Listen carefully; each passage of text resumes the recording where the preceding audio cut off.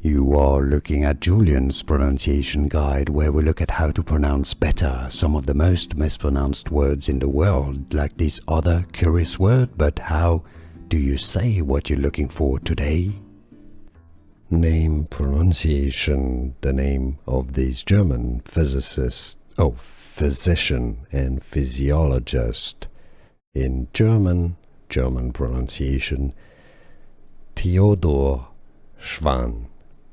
Theodor Schwann. In English, his name is usually pronounced as Theodor Schwann or Schwann. Theodor Schwann. Theodor Schwann.